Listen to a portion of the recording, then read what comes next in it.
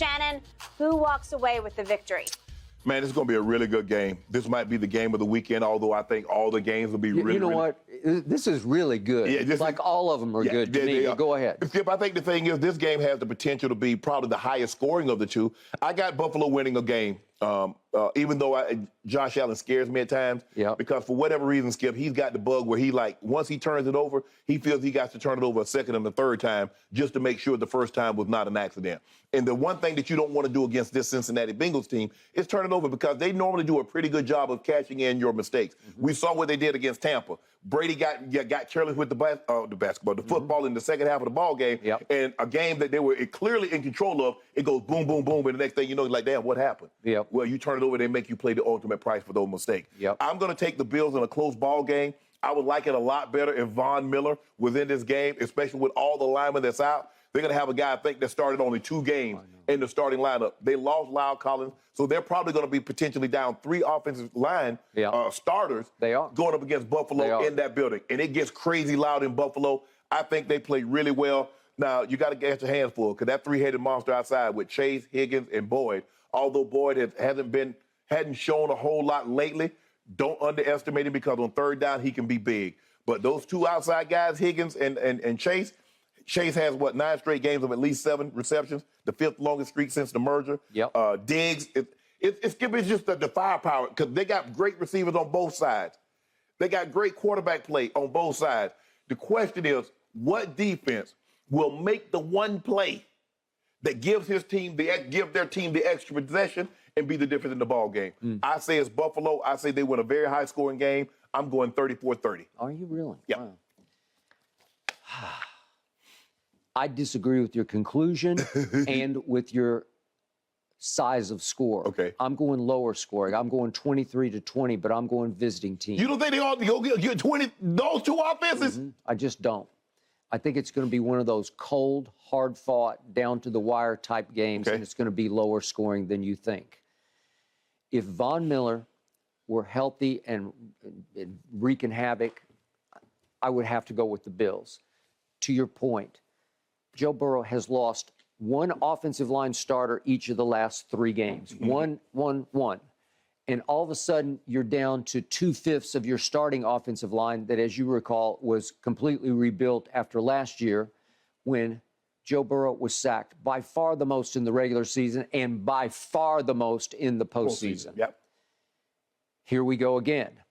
But do they have other firepower enough to rise up the way Von did? Listen, Von Miller, I'll be the first to admit, I did not see him coming out of college because I watched him a lot at Texas A&M, and I never saw that. Right. And John Elway, to his credit, did see that. Yes. John couldn't pick quarterbacks, but he picked that guy, and that guy was something to behold. Yes. Because there are 2 things operating with Von Miller. Not only is he gifted with all the spins and all the moves, but the bigger the game, the bigger he plays. Yes. It's just wherever he's a big game hunter. Hey, he's just a big game hunter, and the bigger the better.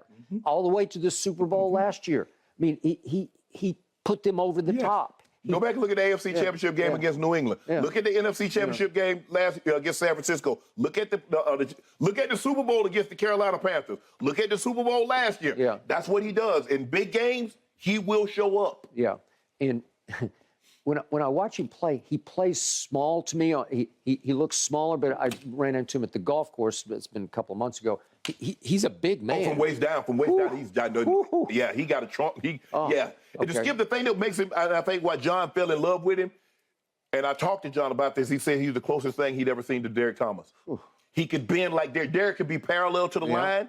He had this Gumby-like flexibility. This is Gumby. This is what it is. And so that's what you got to be able to do. You got to be able to bend. Okay. He's not there. God bless him. Nope. Joe Burrow is something to me. You think Mahomes is the best? I think he's the best. He's a magician to me. And weirdly enough, no matter how little protection he has, he still manages to pull it off. And I don't know how, because it's close to magical to me. It's miraculous, because I always say he's the closest thing of the young quarterbacks to Brady. Right. But he's the opposite of Brady, because if you put Brady behind a bad offensive line, you see what happens. Brady would have played like 3 games behind Cincinnati's offensive line. And he just hangs in there, and he takes his shots, and he almost relishes the shots. It's like he's told that story. He saw Brady, this is a long time, when he was a kid, he watched Brady get rocked and jump right back up. Because one thing, Brady, you have to jump up. Yeah. You have to show him, I'm bloody but unbowed, right? I'm ready to go again. Let's call another play. And that's what Joe Burrow does. And he's not afraid of the Bills at Buffalo. And I don't believe if it comes to this, he's not going to be afraid of Mahomes at Mahomes, because he went there last year in the AFC Championship game and beat him. Right. And he's 3-0 against Mahomes. And I think he savors the opportunity to beat Josh Allen at his own game at his house. And then if it comes to it, Mahomes at his house. So to your point, he does have 3 weapons that are in concert. They're just when it's like putting fingers in the dam, you think, I plugged that one. Oh, wait, there's another. Oh, he found another one. And Hayden Hurst is a solid tight end. He's a solid tight end. And that little Trent, what's his name, from Stanford, he's not bad either. So the point is, they have weapons. They have a 3-headed monster at receiver, and they have a 2-headed monster at running back, because both of them can crush you. Yes. They can pound and punish you.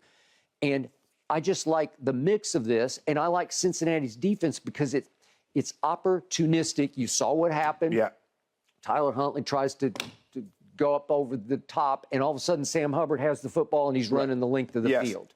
So that's what they do. They make plays like that. And Josh Allen, to your point, against Miami, he made some sensational off-the-charts throws that nobody else can make this side of Patrick Mahomes. He kept Miami in the game, but ultimately he ended up finding a way to win it. He found a way to win it, but he threw 2 picks, and you're like, what? And then he fumbled to give a touchdown. He fumbled 3 times, and one of them got returned for a touchdown. I'm pretty sure he's going to give the Bengals those sort of opportunities. Can they cash? Can they catch the ball when it's thrown to them? I believe they will. I believe they'll win the turnover battle. And I believe that Jamar Chase is a big game stud. Yeah, he is. And again, he's been saying all week, he says, look, I'm a humble guy, but if you ask me the question, I am the best. And it was a hell yeah, I'm the best. Right. Okay, you love Justin Jefferson. I don't know why. I love Justin Jefferson's ability, and when he gets going, he gets going. You want to talk, when he gets some momentum in a game, he becomes unstoppable. But there are so many games, I wrote down 3 from this year, where he just sort of disappears if he doesn't get an early catch. Well, that's on the quarterback. If you notice one thing, Joe Burrow's going to get Jamar Chase the ball. He just is. Those top receivers, and Kirk Cousins, and Kurt had an unbelievable You just called him Kurt because he is Kurt. Yeah. He ain't 5 chains. He ain't First Cousins. Thank you. But it seems to me, Skip, like with other guys, they're like, oh, that's my guy. I'm going to get him the ball. Yep. I don't care if they got 2 guys on him. Cousins will look at like, oh, let me go to the check down. Like the last play of the game. On a 4th and 8, you check it down to a 3-yard route. The man told you to throw the ball to Justin Jefferson. And if Jefferson was triple covered, Osborne or somebody else or Thielen had to be single covered. Okay. But you take the check down. So like you in week 3. That's the guy. That's 33rd Cousins. That's what he does. I got it. But there are many times when in doubt, he just threw it to 18 somewhere out there. Well, he did in Buffalo. I know. He just Skip, threw you it. that 4th down. Okay. But then I look at these games. Remember, Dallas went up there and beat him 40-3. He got 5 targets and caught 3 balls for 33, and I couldn't remember one of them when the game was over. At Green Bay, when they got blown away, he had 5 targets and caught 1 for 15 yards. That was a big game for them, remember? A bigger game for Green Bay. But then against the Giants in the playoff game, he got 9 targets but caught 7 for 47, and it was a quiet 47 that didn't seem to have that much impact on the game. Jamar Chase has impact because Joe Burrow knows he's the man. Yes. The other 2 are really good, right. But the solar system in Cincinnati revolves around Jamar Chase because he is going to come up big. Right. He's going to rise above people to make catches. I just like his intangibles as well as his tangibles. Skip, let's not sell the Bills receiver. No, I'm not. With Diggs and listen, Davis. Hey, Stephon Diggs. And I just that tight end, Dawson Knox. Yeah, I know. I got it. I see it. I do think Cincinnati's running game is a lot better. It's a little. I was just going to say. Well, the running game, the Buffalo's running game is Josh Allen. Yeah, that's their running game. Yeah, well, sometimes to a fault. But I hear what you're saying. But I just think it's going to be lower scoring, and that Joe Burrow is magical enough that he will make 2 or 3 throws to put them in position to win this game 23-20. Whatever the score is, I'm not betting against Joe Burrow. You're betting on Josh Allen Right. against Joe Burrow, and I think that's a mistake. Well, I didn't factor in the weather, so hopefully I know it's going to be cold, but hopefully it's not any precipitation, rain or sleet, anything like that. If it's not, the number's going to be up there, Skip, because I don't think either one of these teams has outstanding defense. I think they both have opportunistic defense. But I like Gabe Davis and I like Stephon Diggs against Eli Apple and Taylor Britt. Okay. I do like that matchup. Okay. Last point I'll remind you of. Before Damar Hamlin so unfortunately went down, and that game was obviously correctly stopped and ended, Cincinnati was starting to have its way. That was at Cincinnati with Buffalo, but it was just a few weeks back. Yeah. They were up 7-3. Each team had a possession. They were up 7-3. It was 5:58 left in the first, and they were driving because obviously he had just completed a pass to T. Higgins. So I think you saw another little taste of that Cincinnati's just a little better than Buffalo. And I think they would have gone on and prevailed. I think Josh Allen's legs might be the difference in the ball game. Could be if Skip, they gonna have at least 3 design runs for him, and then he escapes the pocket. And he's as big a man as he is, he be moving. For a man his size, Skip, he's got to be like 6'6", 6'5", 6'6", but he's huge. He's got to be 250, 255. I was going to say 250 for sure. He's big boned. And He's a big man. he's a big man. He's very athletic for his size. Yeah, absolutely. Yep. Okay, I got Joe Burrow, and you're betting against Joe Burrow, and that's a mistake. I'm betting with the Bills. I'm not betting against Joe Burrow because I know what Joe Cool can do. Okay, good luck to you. Okay. These two teams are a combined 17-2 since October, guys. Pretty impressive. I will say the Bengals have a +7 turnover differential. That could be a difference maker come this weekend. Thanks for watching, Undisputed fans. Subscribe here to get the very latest from Skip and Shannon. Plus, go watch a few segments from our other shows on FS1.